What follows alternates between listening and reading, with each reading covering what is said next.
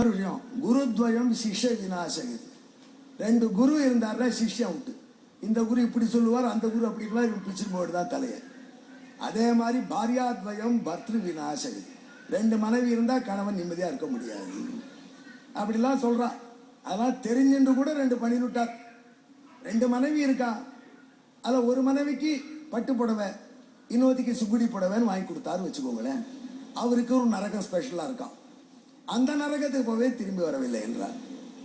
இதெல்லாம் பெரிய விஷயம். இன்னொன்று சொல்கிறான் பாருங்க, நண்பன்.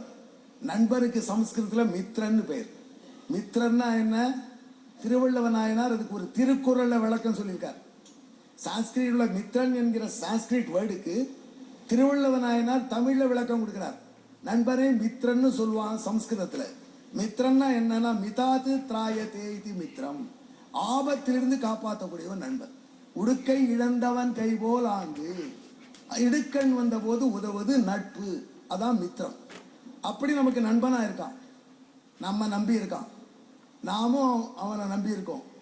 அப்பேற்பட்ட நண்பனுடைய மனைவி, நண்பனுடைய மனைவி கிட்ட ஆசை வார்த்தைகள் பேசி அவளை மயக்கி அவளை ஆள ஆசைப்படுற பாவிக்கு எந்த நரகம் உண்டோ அந்த நரகம் வரும்.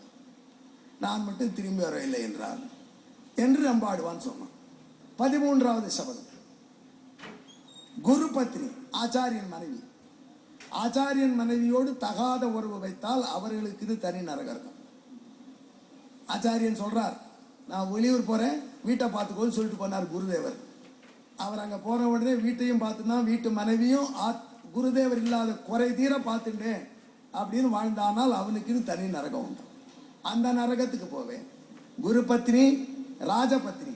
இப்போ ராஜாக்கள் இல்லை, எல்லாருமே நாட்டு மன்னர், அதனால அதை அவாய்ட் பண்ணிவிட்டு அவன் சொல்றான், குரு பத்னி ராஜபத்னி இவர்களிடம் தகாத உருவ வைத்தவர்களுக்கு எந்த நரகம் உண்டோ அந்த நரகம் போவேன், நான் மட்டும் மீண்டு வரவில்லை நாகில். ஆச்சா 13 ஆயிடுதா?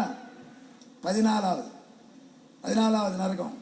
அது என்னன்னு கேட்டா, ஒரு மனிதன் எல்லாத வசதியா இருக்கு, இருந்தும் கூட அவன் செய்யக்கூடிய காரியம் என்னன்னு கேட்டா சாடிஸ்ட்.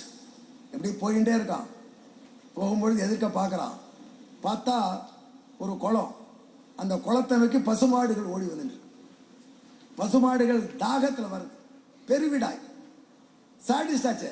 அந்த பசு போ அப்படின்னு திருப்பிட்டான். தண்ணீர் தாகத்தில் தவிச்ச பசு தண்ணி குடிக்க வரைச்சு, தடுத்தவனுக்கு என்ன நரகமோ அந்த நரகத்துக்கு போவேன், நான் மீண்டும் வரவில்லை ஆகில். சரி, 15வது சபதம், மனைவி இளமை, கணவனை விட்டு வேறு கதி இல்லாதவள், கற்பு சிறந்த பெண்மணி, அவளை இளமையில தவிக்க விட்டு பெண்பாவத்தை வாங்கிக்கிற பாவிக்கு என்ன நரகம் உண்டோ அந்த நரகம். மனைவி எங்க இருக்கா? கிராமத்துல. கணவர் எங்க இருக்காரு? துபாயில பணம் சம்பாதிக்க. அது சரியில்லை. நம்மலாம் வாழ்க்கையை வாழ தெரியாம வாழ்றோம். எந்த இளமையில மனைவியோடு கூட இருக்கணுமோ அந்த இளமையில இவர் போயோ தனியா இருந்து பணம் சம்பாதிச்சு அந்த மனைவியோ கணவன் கூட இல்லையேன்னு ஏங்கினானால் அந்த ஏக்கம் இவருக்கு பெரிய பாவம். அந்த ஏக்கத்தில் இவருக்கு நரகம் வருமா? அதனால ஏதோ பணத்தின் பின்னாடி அலைஞ்சு, எனக்கு ஒரு ஃப்ரெண்டு இருக்கார், அமெரிக்காவில் இருக்கா, பிள்ளையும் பொண்ணும் சந்தோஷமா சொன்னார், பேஷ் நல்லதா போச்சு அப்படின்னு. ஒரு கஷ்டம்னா என்ன, பிள்ளை ஒரு மாநிலத்தில் பொண்ணு ஒரு மாநிலத்தில் 2000 கிலோமீட்டர் கரண்ட் இருக்காங்க, எப்போ சந்திச்சுப்பாங்க? மாசத்துக்கு ஒரு முறை அப்படின்னா. இந்த பணம் சம்பாதிச்சு என்ன பண்ண போகும்? எதற்காக பணம் சம்பாதிக்கிறா? ஆனந்தமாக குடும்பத்தோட வாழ.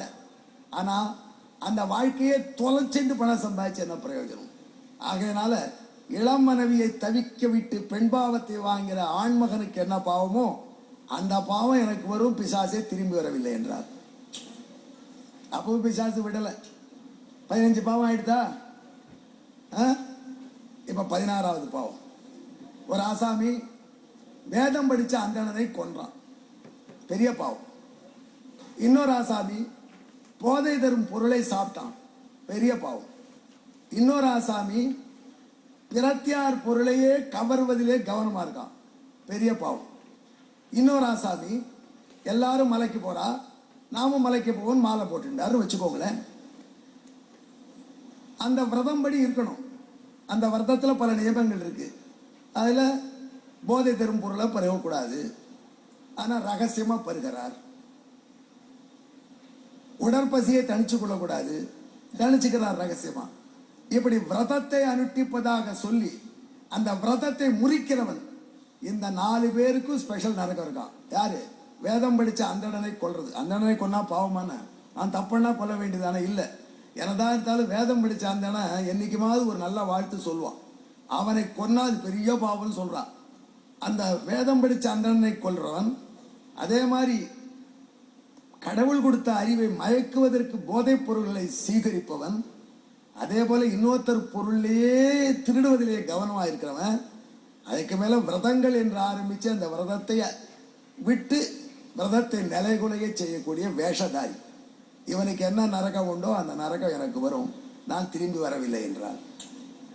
16 அப்போ அந்த பிசாசு நகரல. சைக்கிள் பியூர் அகர்பத்தி வழங்கும் 11வது பக்தி திருவிழா ஒரு சிறிய இடைவேளைக்கு பின் தொடரும்.